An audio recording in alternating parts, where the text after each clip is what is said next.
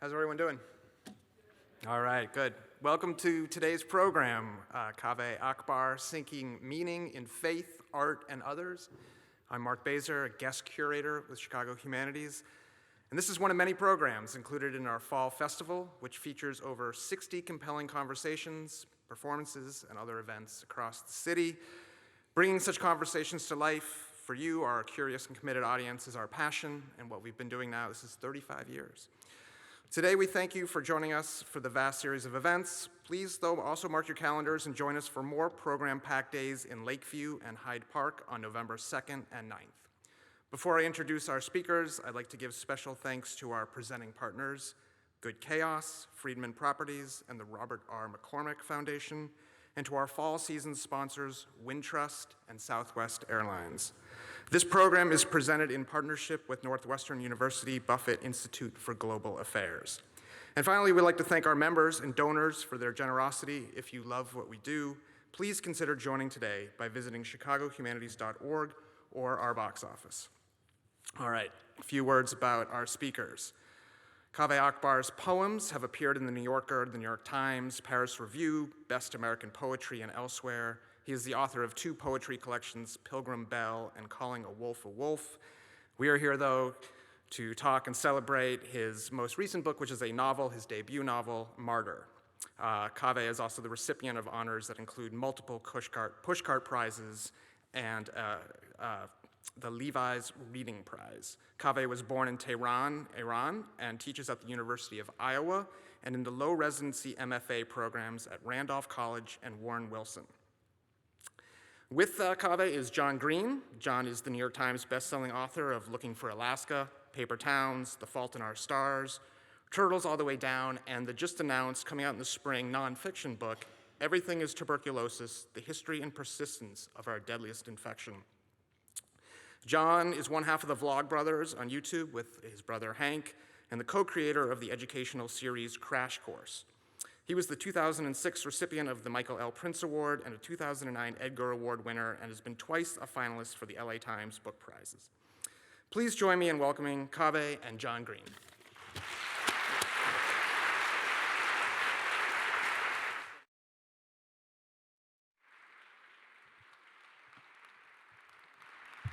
Hello. Beep-boop. Thank you. Can we begin with you reading a little bit of Martyr? I would love to read a little bit of Martyr. Thank you all for being here. It's my luck to be here. Thank you, Mark and everyone with Chicago Humanities. Thank you, John, for schlepping all the way out here. Schlepping yourself. Schlepping is it requires an object. Schlepping yourself all the way out here. Yeah. Thank you sincerely for coming out. You could be anywhere and you're here. Time is your most irreplenishable resource, and I'm grateful for a measure of it, sincerely. I'm going to read just a couple pages, and then I'm very excited to talk to my dear friend, John. These are just the opening pages of the book. You don't need to know anything, just generally, but also specifically, you don't need to know anything. Oh, you guys are you guys are in it with me. All right, let's go. All right, I'm gonna read this and then we'll talk. Maybe it was that Cyrus had done the wrong drugs in the right order, or the right drugs in the wrong order. But when God finally spoke back to him after 27 years of silence, what Cyrus wanted more than anything else was a do-over, clarification. Lying on his mattress that smelled like piss and Febreze, in his bedroom that smelled like piss and Febreze, Cyrus stared up at the room's single light bulb, willing it to blink again, willing God to confirm that the bulb's flicker had been a divine action and not just the old apartment's trashy wiring. Flash it on and off, Cyrus had been thinking, not for the first time in his life. Just a little wink and I'll sell all my shit and buy a camel. I'll start over. All his shit at that moment amounted to a pile of soiled laundry and a stack of books borrowed from various libraries and never returned. Poetry and biographies, To the Lighthouse, My Uncle Napoleon. Never mind all that, though. Cyrus meant it. Why should the prophet Muhammad get a whole visit from an archangel? Why should Saul get to see the literal light of heaven on the road to Damascus? Of course, it would be easy to establish bedrock faith after such clear-cut revelation. How is it fair to celebrate those guys for faith that wasn't faith at all, that was just obedience to what they plainly observed to be true? And what sense did it make to punish the rest of humanity who had never been privy to such explicit revelation? To make everyone else lurch from crisis to crisis, desperately alone? But then it happened for Cyrus too, right there in that ratty Indiana bedroom. He asked God to reveal himself, herself, themself, itself, whatever. He asked with all the earnestness at his disposal, which was troves. If every relationship was a series of advances and retreats, Cyrus was almost never the retreater, sharing everything important about himself at a word, a smile, with a shrug as if to say, those are just facts. Why should I be ashamed? He'd lain there on the bare mattress on the hardwood floor, letting his cigarette ash on his bare stomach like some sulky prince, thinking, turn the lights on and off, Lord, and I'll buy a donkey. I promise I'll buy a camel and ride him to Medina, to Gethsemane, wherever. Just flash the lights and I'll figure it out. I promise. He was thinking this, and then something happened. The light bulb flickered, or maybe it got brighter, like a camera's flash going off across the street. Just a fraction of a second like that. And then it was back to normal, just a regular yellow bulb. Cyrus tried to recount the drugs he'd done that day. The standard bouquet of booze, weed, cigarettes, Klonopin, Adderall. He had a couple Percocets left, but he'd been saving them for later that evening. None of what he'd taken was exotic, nothing that would make him out and out hallucinate. He felt pretty sober, in fact, relative to his baseline. He wondered if it had maybe been the sheer weight of his wanting or his watching that strained his eyes till they saw what they'd wanted to see. He wondered if maybe that was how God worked now in the new world. Tired of interventionist pyrotechnics like burning bushes and locust plagues, maybe God now worked through the tired eyes of drunk Iranians in the American Midwest, through CVS handles of bourbon and little pink pills with G31 written on their side. Cyrus took a pull from the giant plastic Old Crow bottle.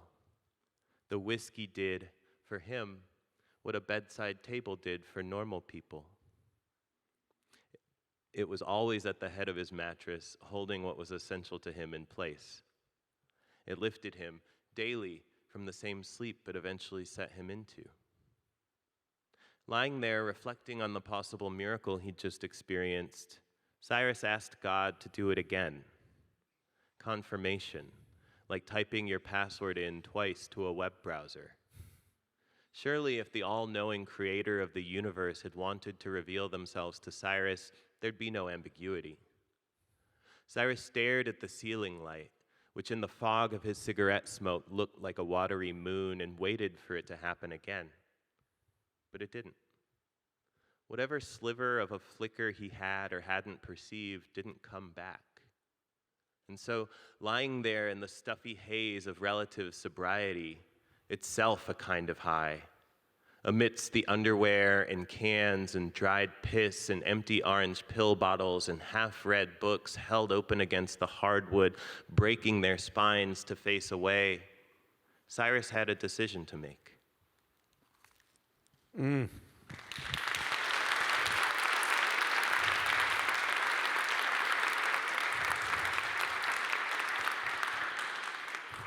I think I told you when I first read Martyr that it was one of my favorite books that I'd read in years, and then I reread it when it came out, and I thought this is better than it was the first time I read it. It's a really extraordinary accomplishment, and I'm excited to talk with you about it, and grateful for the opportunity. I want to begin. I was going to end here, but I want to begin by asking you about that that new God, the way that new God works in the world. If this is called seeking meaning in faith, art, and others, maybe we'll start with faith. The role that it plays in the novel, I want to be careful not to insert you into the novel too much. But feel free. It's all me. It's all me. Everyone's me in a wig. Yeah, same. And the role that it plays in your life too. Yeah, I mean, that's a beautiful question. And first of all, thank you so much. I mean, I'm such an admirer of yours across like 27 different axes. I think one of the cool things is that the people who are here for you could be here because they love your writing, or they could be here because they love the educational programming that you've put out for free for everyone in the world, or they could be here because they like your coffee club, or they could be, what I mean? No, for real.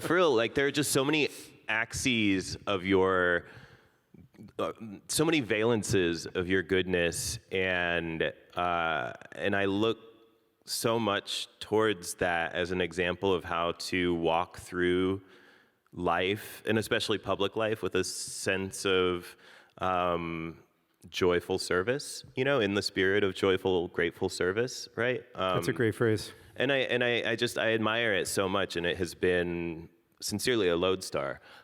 Both reading your work, kleptomaniacally, as I was trying to teach myself how narrative worked, and I was like, oh, this is how, Hazel talks to Augustus and they walk through the doorway to get, you know what I mean? I'm glad somebody knew what I was doing. No, but for real, just the architectonics of plot is so crystalline and pure. You're so right, though, that the hardest thing to get characters to do is to walk through a damn door. 1000% walk through. I if it's just putting my hands in the sock puppets, making smart people say quippy bon mots to each other, I can do that all day. Yeah, me too. You know what I mean? That's my dream. 1000%. It's like getting people to walk through doorways, or explaining how they got the money for their plane ticket. That's the stuff that is really difficult. I agree. That's the hardest thing. Yeah. That's a poet's approach to well, fiction. it's again, I can say gnomic oracular shit until I turn blue in the face. You know what I mean? But the art is in trying to create a propulsive narrative around that, so that the gnomic oracular shit just feels marbled throughout. And not just here's all my prettiest words, just this miasma cloud of nothingness that you feel no compulsion to move through, right?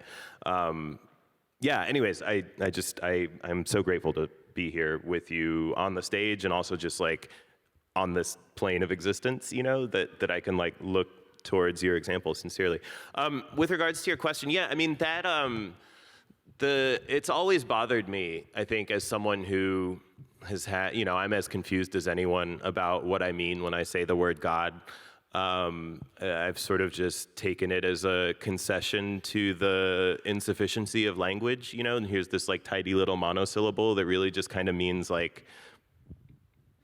you know what I mean? That gesture is what I mean when I say it, and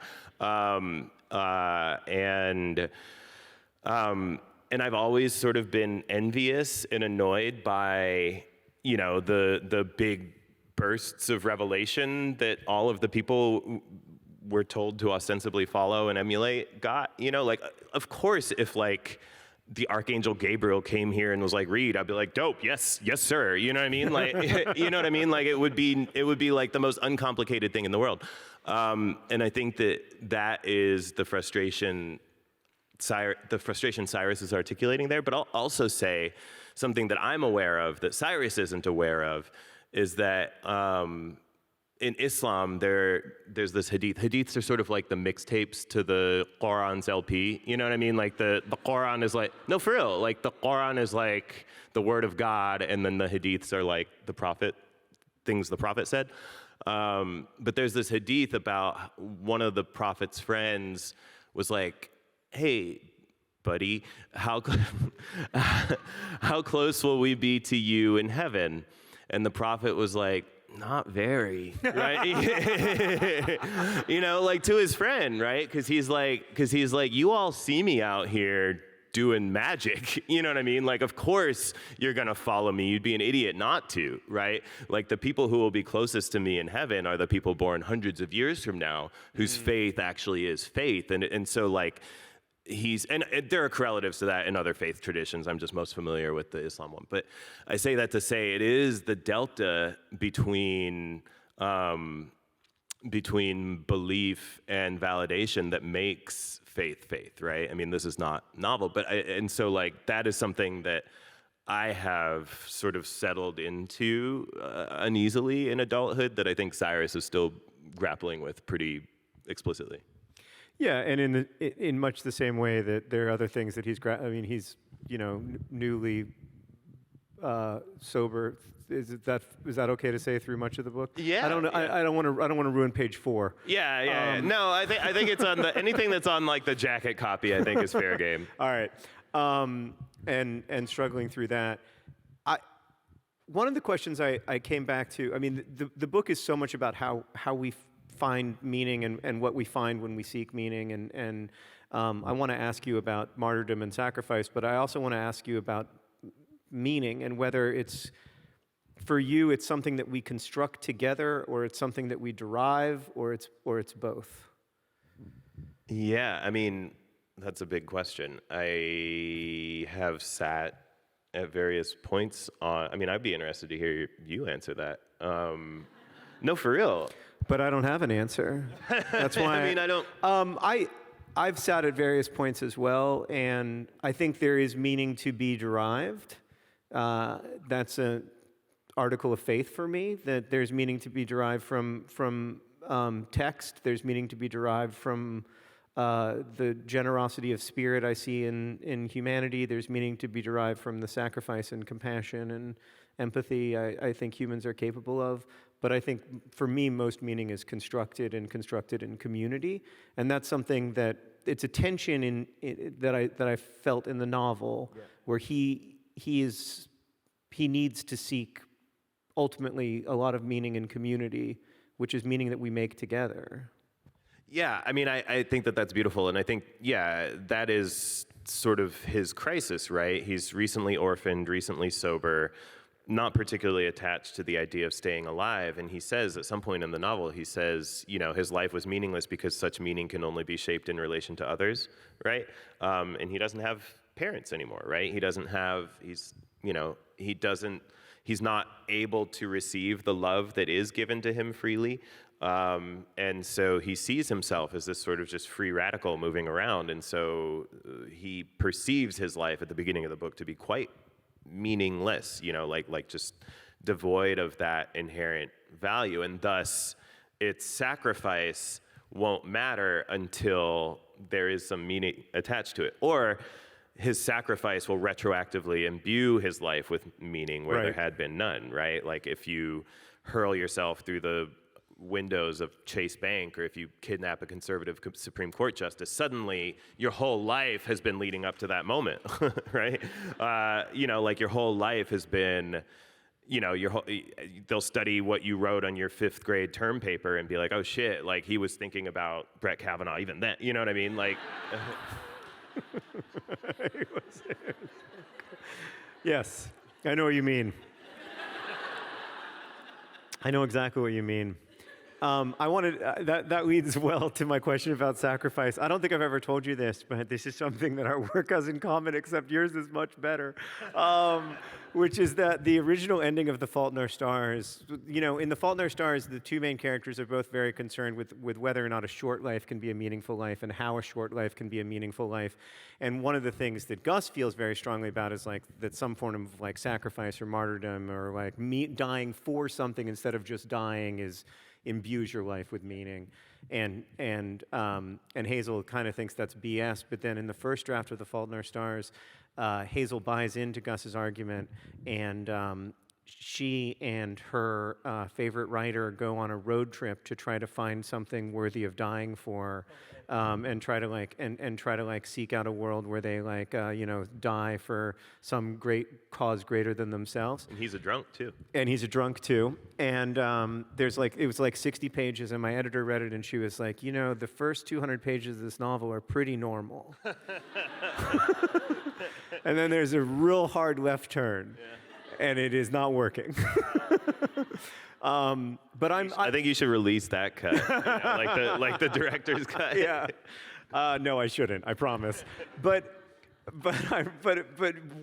you are concerned with many of those same themes of how we make our lives meaningful and the temptation to make one's life meaningful through sacrificing it. Yeah, and I mean, like, I struggle with this because there is, especially in the American left, such a veneration of these big staccato dramatic martyrs, whether it be like John Brown or Aaron Bushnell, who, self-immolated in protest of the Palestinian genocide that's going on right now, right? And modeled after the South Vietnamese monks immolating to protest that war. There is a veneration of that kind of dramatic sacrifice, but probably no one in this room is going to go home and do that, right, tonight, right? Like, probably no one in this room is going to, and so, like, we can't hold as, like, the zenith of progressive ethical living, that kind of sacrifice, because it's unattainable, right? Like, it is the racism that makes Mother Teresa's work moving, because that means that she was imperfect and thus we can all aspire towards it, right? It is the philandering that makes Martin Luther King Jr. so moving to me, because he was a human being then, which means that I can move towards his example, right? He's not some Superman sent from Krypton to, do good on Earth, you know what I mean? And I think that the way that we hold someone like John Brown or the Tiananmen Tank man as, like, the pinnacle of ethical living troubles me, because that's not aspirational for most of us, right? Or it shouldn't be. You know what I mean? Like, and it also elides the kinds of meaning that the vast majority of us do make, right? Teresa of Avila said, "God has no hands but ours," right? In other words, like, the quotidian sort of unsexy, uninstagrammable shit that, like, every one of you does every day to make the world more tolerable, right? Like, if everyone suddenly self-immolates, right, then all of that, then no one's gonna, I don't mean to be speaking in the second person.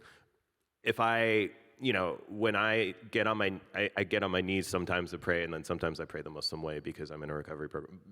But, like, when I pray for my mom, I don't say, like, man, I hope God, take care of my mom, and thus summon an interventionist God who, like, takes away all of her maladies, right? I pray for my mom, and then I remember to call my mom and be like, are you taking your insulin? Like, how you doing? You know what I mean? And that's how prayer works in my life, right? And I think that sort of quotidian, almost by definition, uninstagrammable action is what actually makes the planet habitable, right? And I want a model of ethics that centers action and doing instead of abstinence, right? Instead of abstinence from living, right? 8 of the 10 commandments are about what thou shalt not do, right? One can go an entire life without adultering or stealing or murdering and still never help anyone. You know what I mean? I want a model of ethics rooted in action, however unsexy, however granular. That was beautiful.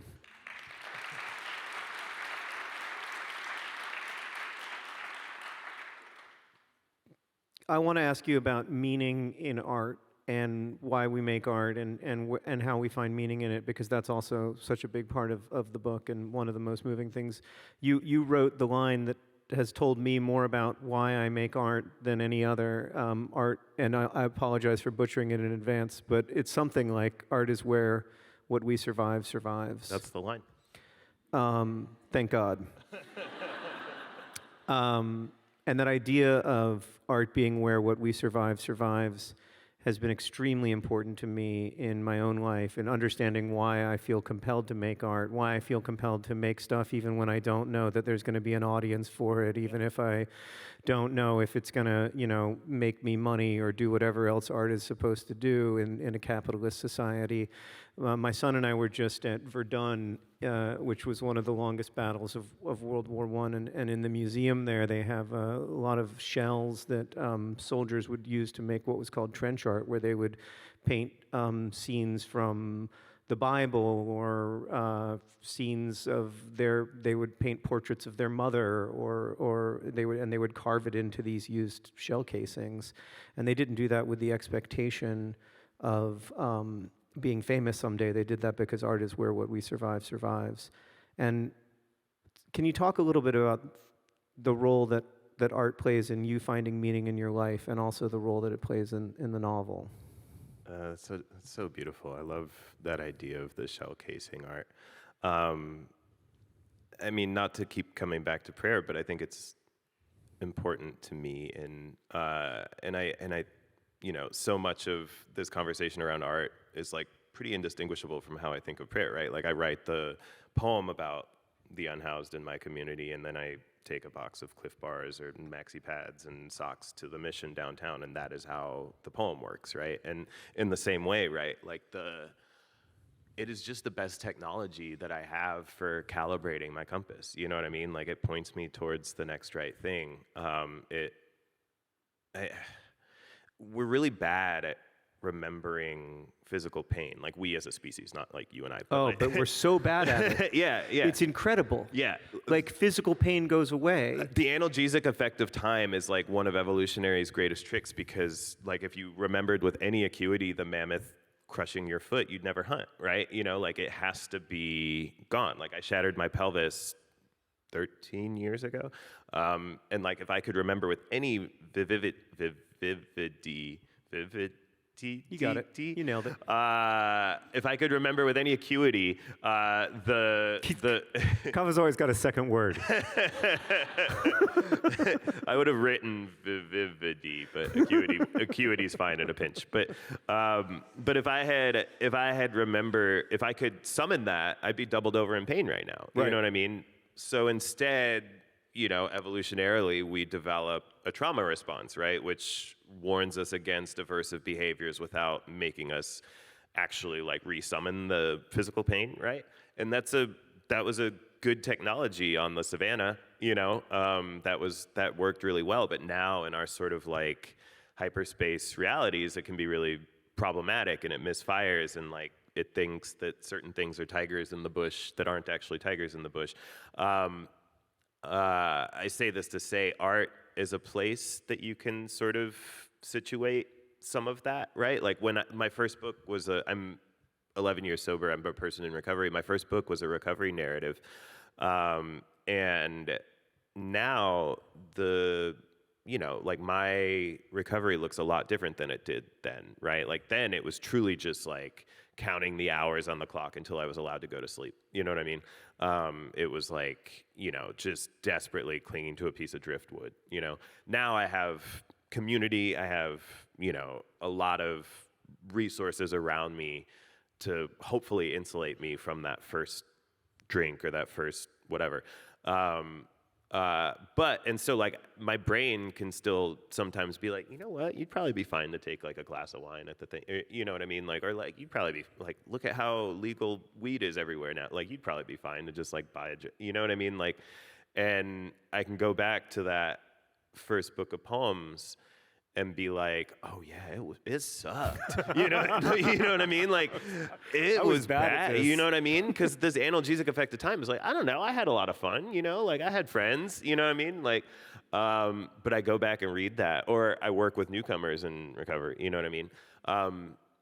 That is a function that interests me. Also just like, I mean, you have had this, I'm sure, in fact, I know, and I think most writers have had this, right? Like I was a teenager who was not particularly attached to remaining alive, and the reasons that keep normal people, whether faith or family or whatever, weren't really concerns of mine.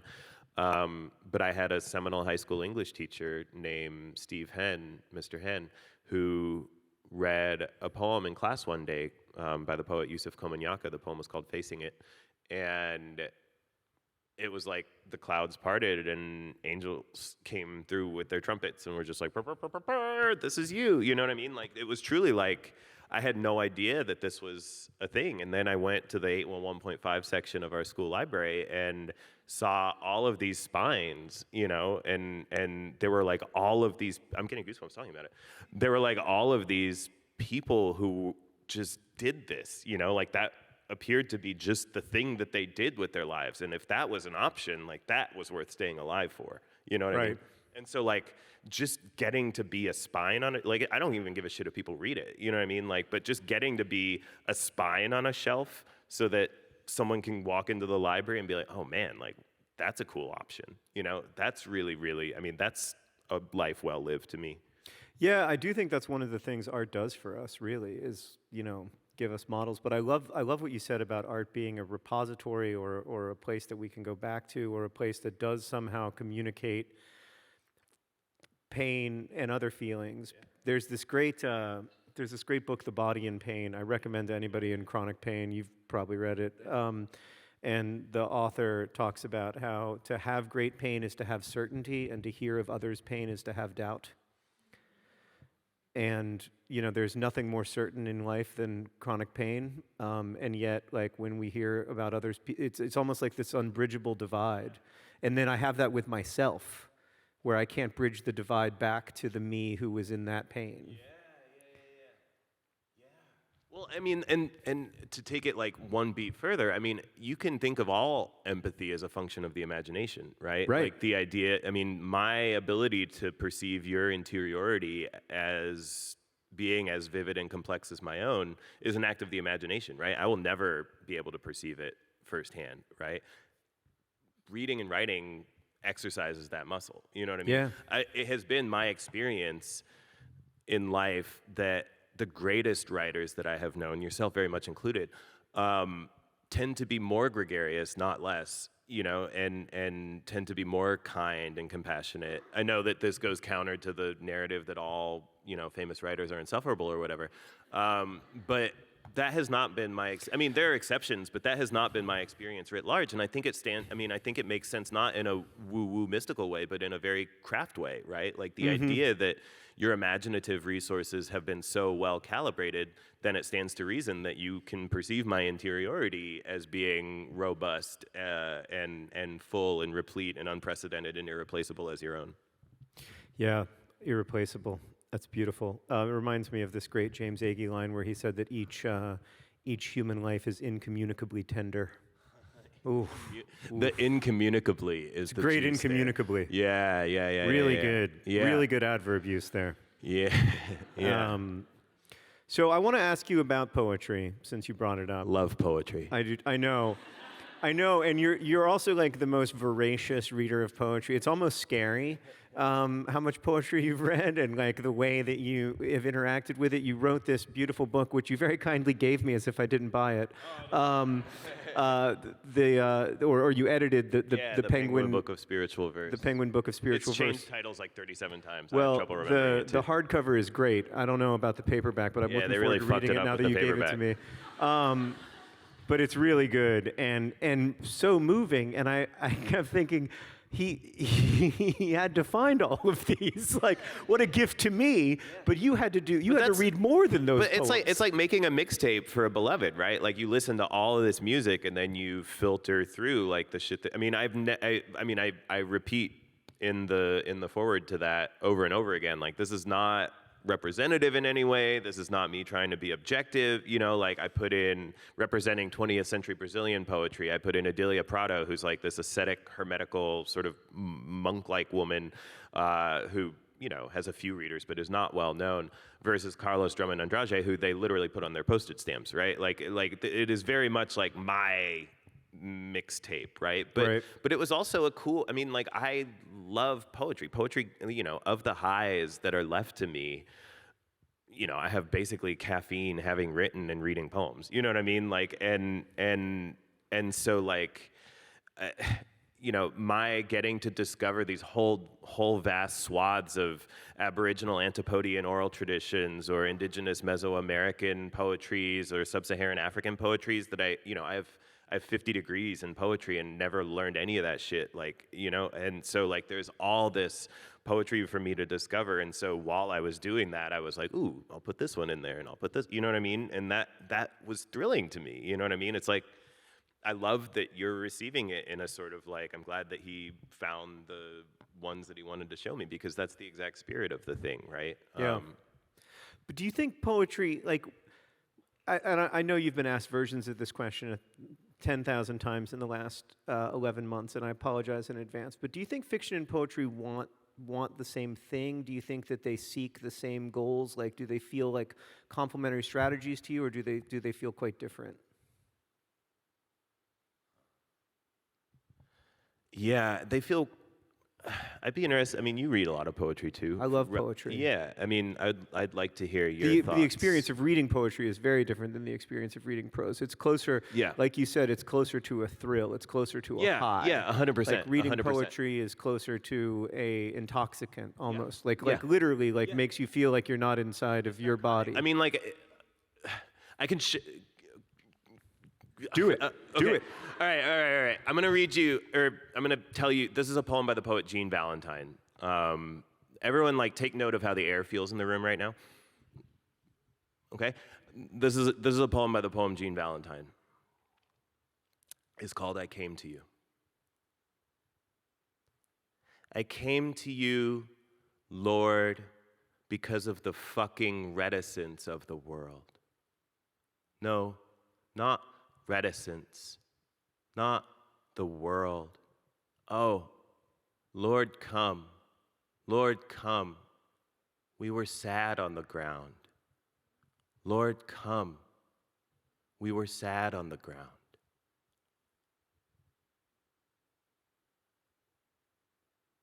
That's the poem in its entirety. It worked. You feel the air. How does the air feel different? I mean, like, the air practically, I mean, Jean Valentine died 5 years ago. This is writing from a dead woman who just changed the air in the room. You know what I'm saying?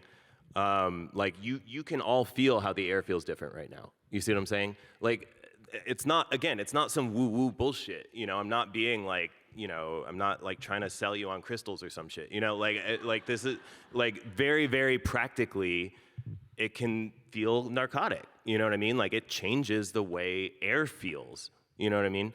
I love that, right? Like, that poem that I just read to you, you don't have to have any understanding of poetry to feel the way. I mean, I don't know what that poem means. I love it. It's one of my favorite poems of all time, and I don't know what it means. Like, I'm not trying to strap it to an autopsy table and beat a confession out of it. You know what I mean? Like, it's just a beautiful poem, right? Like, if a hawk flew in this window and sat right there, we'd all be like, wow, what a rare encounter with something full that is not of me, that is living in its own system. You know what I mean? It wouldn't be like, oh, the wings represent my mom. You know, like, you know what I mean? Like, it's like, we wouldn't try to do that to anything else, right? You listen to Ave Maria and you weep, even if you don't speak a word of the language, right? You listen to Future and you get hyped for a run, right? Like, we understand that art can work this way, but for whatever reason, we expect something different of poetry, right? We expect it to be this puzzle box, and we say things like, oh, I'm not smart, or I just don't get, you know, like, you would never say, like, oh, I just don't get music, right? Like,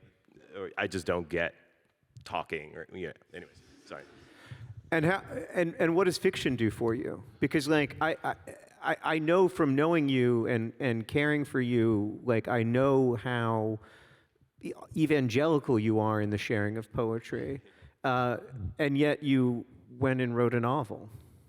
Yeah, I think that with fiction, it is, I think what interests me most about fiction is the way that it can, I mean, it's hard because the reason that I feel called to write fiction is just that it's fun to make shapes, and it's fun to put my hands in the sock puppets and then figure out the Sudoku of how to, like, get them at a table with it. You know what I mean? Like, there's that.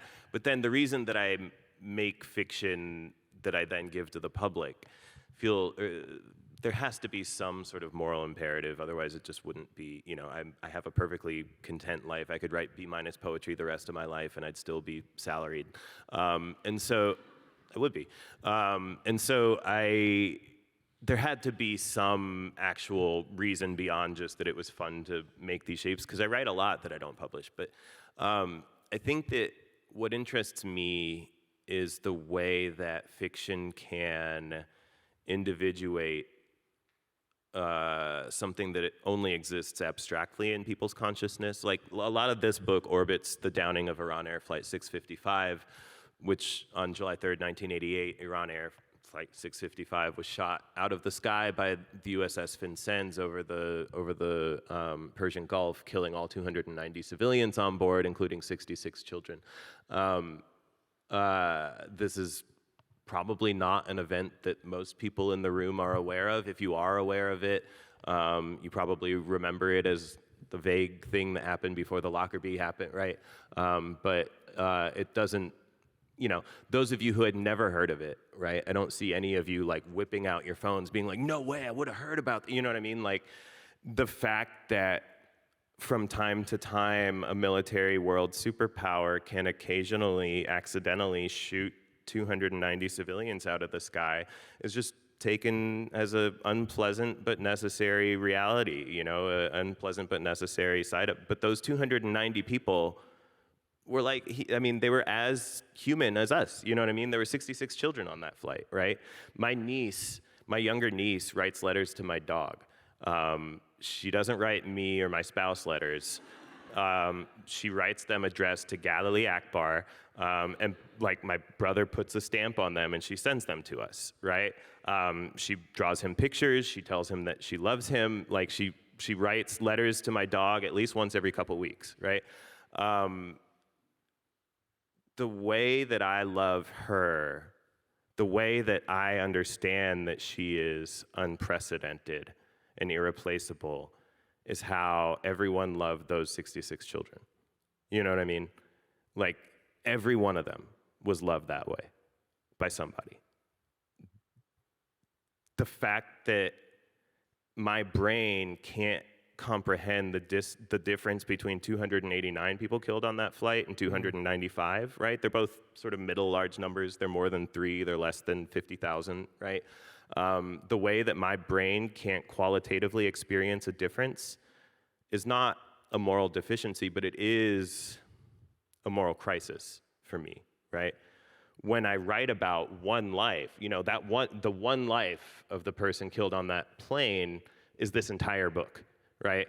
Cyrus is the son of a woman who died on that flight, and every conversation that he has, every person he fucks, every drug that he takes, everything that he does happens as a ripple from the fact that in 1988, Iran Air Flight 655 was shot out of the sky by the USS Vincennes, right? And so when you can see that one life with acuity, and you can see how 30 years later, it's still rippling across the lives of all of his lovers, all of his friends, everyone that he talks to, then you're suddenly like, oh man, like I bet those other 289 people were pretty important. And then if you can see that, then you see something like 14,000 children killed in Gaza, and you're like, oh man, I bet those were each like as unprecedented and beloved as my child or the child in my life who I love, right? And that actually then, once you get that awareness, then you're actually called to something like action, right? Then you're actually, that becomes an imperative to like actually move differently in the world, right? That is the capacity of narrative art in which I am very interested. Of course, poetry can awaken us to these things too, but the way that narrative art, like fiction, can create a somatic correlative to the abstractness of data feels to me powerfully urgent. Yeah. I don't have a lot to say after that, other than thank you. When I read the book, I remember thinking that you'd accomplished something extraordinary in enlivening a person to such a degree that it felt inextricably linked from you, that it felt like an act of generosity in the sense that you were sharing aspects of your deepest self.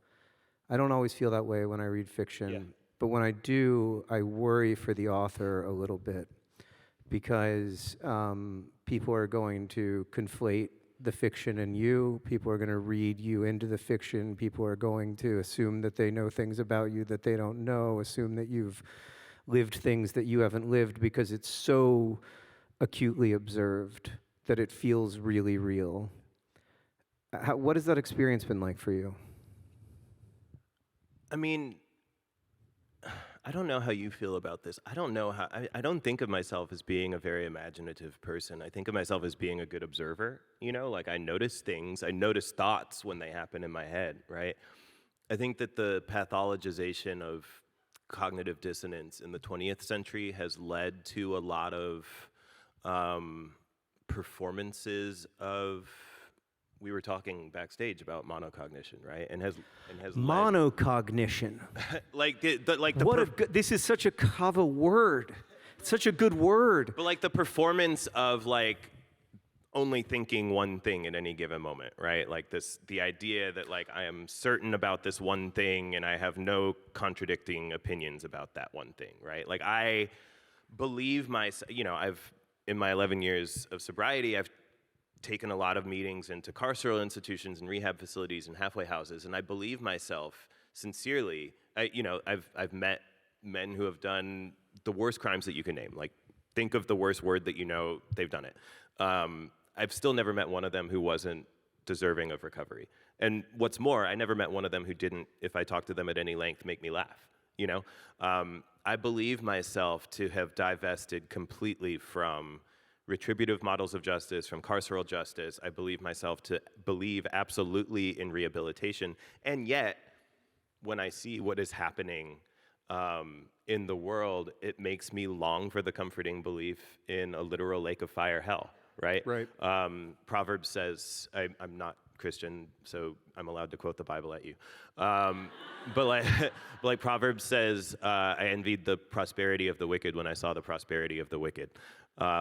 And it's like that, like what is a more relatable feeling right now, right? Like the fact that so many of the worst people among us seem to be like utterly untroubled by their badness, and everyone around them seems to be untroubled by it, and the world seems to be allowing it, you know? That crisis of consciousness, right, is how I feel about fucking everything, right? Like that, I mean, that's like an extreme example, but like, I don't know that I have ever produced a thought that didn't immediately produce its counter thought, you know what I mean? Like ethically, you know, and so I say this to say, you know, the way that fiction lets you just sort of like ventriloquize both sides without having to defend either position in earnest, you know what I mean, is so delicious and liberating, especially in an era of rhetorical hygienics and, you know, just moral obviousness and ethical infantilization. The idea that I can, you know, say something unsavory and put it in the mouth of one character. You know, there's a scene early in the book when Cyrus is like, man, if only I could find like some he's talking to his AA sponsor, and he says, if only I could find some higher power rooted in Islam or Iran, like then I would be able to like really get behind it. And his sponsor, who's a white guy, is like, that's bullshit. You're the whitest person I know. You're the most American person I know. Like, you play Madden, you download movie torrents, right? Like, and Cyrus is like, that's racist. And the sponsor's like, that's right, though, isn't it? And they're both right. You know what I mean? It is racist, and he's also right. You know, and like, and that deliciousness of just being able to believe both things without having to like equivocate or apologize. It's so good. It's so liberating and freeing to be able to do that. And I don't know that there are a lot of other places where one gets to do that in any sort of like public way anymore. Yeah, absolutely. I mean, that's one of the great joys of writing fiction for me, is writing people I disagree with, or at least don't agree with narrowly. But I feel like sometimes in the way that fiction is read now, because of those moral hygienics, sometimes it's like, well, but you don't think that, do you? And you're like, no, of course not. Like, I just think that some people think it, and like, and I have the reverse thought after having the thought. Yeah. I mean, and it's like in the idiom of my people, drunks, you know, we say you don't control the first thought that comes into your head, but you control the second, right?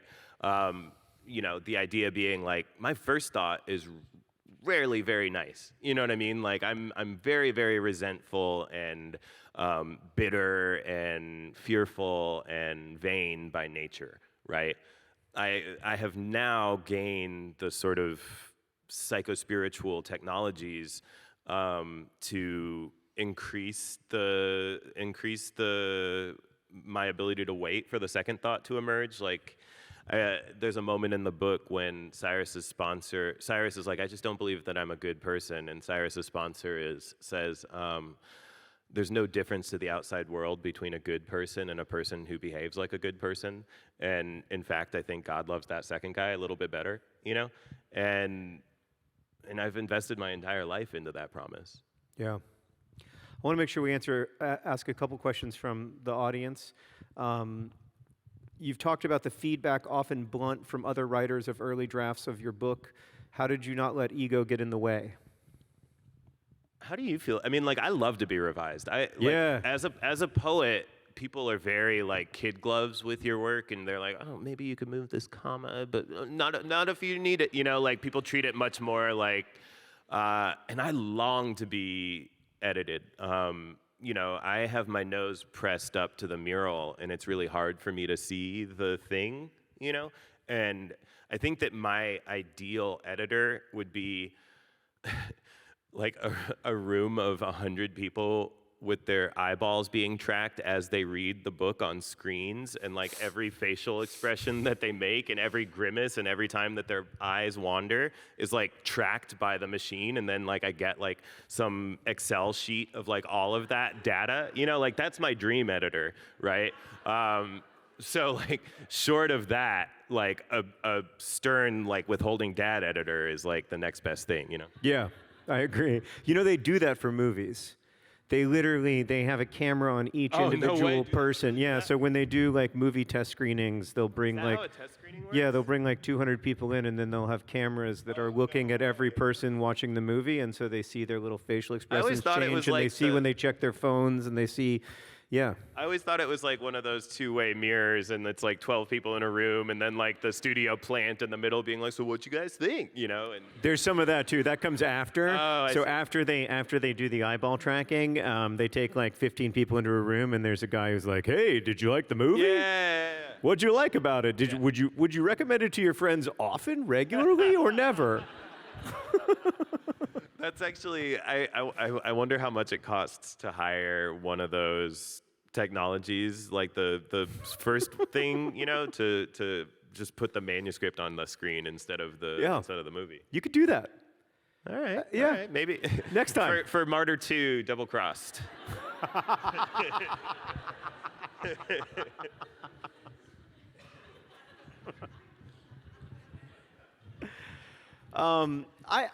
A lot of writers are asked this question, and I think it can be helpful for young writers or writers who are looking to become more comfortable. This is one of the questions from the audience: is whether you have writing rituals or a consistent process, and if so, what it is. Yeah. And then we can compare and contrast. Yeah. I'm actually. So the post-war poet Zbigniew Herbert, after whom the character Z in the novel is named, his first name is Zbigniew. He's related to the British metaphysical poet George Herbert. For any Easter Wings fans in the house, sorry. Zbigniew Herbert said that there are two kinds of writer. There's the ox writer, who's out in the field every day, dutifully pulling the plow, no matter how hard the soil, no matter how rusty the plow. They're just there, you know, even if they don't get anything done. They're just out there. And then there's the cat poet, and the cat poet patrols the house and, you know, stares out the window and takes important naps, and then like a mote of dust catches a sunbeam and they pounce on it, right? And that's the sort of like inspiration model. Like any binary, it's reductive, but you know, it's fun to play like which one are you.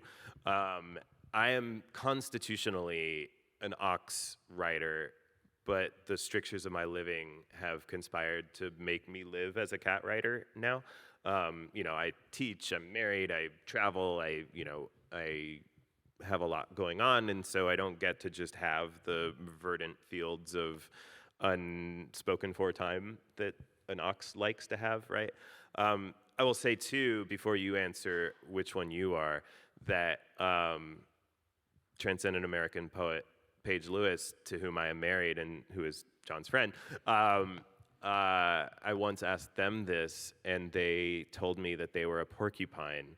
And I was like... Paige will never consent to being pushed into that binary. I know. No way. 100%. It's like you're like, do you like me? And yes, no, and then they make a maybe box. But yeah, they said a porcupine, and I was like, okay, dear, what does that mean? And they said that in medieval bestiaries, it said that porcupine mothers would go to a berry bush and roll around in them and then go back to their babies, and their babies would eat the berries that had gathered on their quills, right? And that really is how Paige, right? It's like the perfect, because Paige will just like post up with a stack of like old almanacs where all the facts are wrong, and a book about beetles, and like, you know, a Julia Child's cookbook, and like 3 random novels pulled off the shelf, and they'll just flip through them and be like, whoa, did you know that, you know, the whatever beetle has blah, blah, blah, blah, you know, and then inevitably that ends up in their poem, you know what I mean? Like that really is how they feed their poems. And then the poem's a banger, yeah. And then the poem is incredible, of course, because it's like, it has this kind of like centripetal momentum from thought to thought, and it's like you're following the live cognition of the smartest person you know. But I mean, so ox, cat, or porcupine? I am also an ox by constitution, but a cat by circumstance, because I have a day job and kids and a spouse and life, and so How do you deal with not feeling guilt? That's my thing. Is like I'm always like, oh my God, I should be writing. I feel a lot of guilt. Yeah. I do feel guilt, but I also feel like I don't think I was put here just to write. I don't labor under that delusion that like I'm such a writer that like, oh, the world needs this voice now more than my children need me. I've heard writers say that stuff before, and I'm like, that's so presumptuous, and also like dramatically underestimates how much your children need you. Yeah, I mean that's actually the beautiful, liberating thing about being a writer is like, you know, I'm preceded in this tradition by Milton and Rabia and Mahadevyaga and Hafez and Rumi and Li Po and, you know, Dickinson and Phyllis Wheatley. You know, like, if they couldn't figure this shit out, I'm not gonna, you know, Kaveh Akbar in Iowa is not gonna be the one to, you know, finally be like, oh, like, just read this and you'll be a good person. Or like, here's the poem that will like undo, you know, our being at the precipice of irreversible ecological collapse and undo the legacies of indigenous genocide and chattel slavery. You know what I mean? Like if all of my predecessors haven't been able to do that, then I'm not going to be the one to, you know. And so it actually like a robust understanding of the history of the medium, you know, the 4 millennia of attributable authors in our species is quite liberating in exactly that way. It's like, oh yeah, like the literary ecosystem will be perfectly fine if I never publish again. You know what I mean? Like if I never publish again, it will be plenty robust. You know, no one is going to be like, oh, man, Kaveh hasn't published a book in 10 years, man. Like, we're all, but you know what I mean? Like no one's going to be like, man, like I would be a wholly edified person if only Kaveh would write another book. You know what I mean? Right. And that's a super important thing to remember, not least because it takes the pressure off you. Yeah, 100%. And allows you to write another book. Yeah, my impatience serves nobody. You know what I mean? Right. Like the market doesn't need it. You know what I mean? Right. My feeling rushed or urgent about the next, you know, it took me 35 years to write this book. You Yeah. know, like maybe in another 35 I'll have another novel.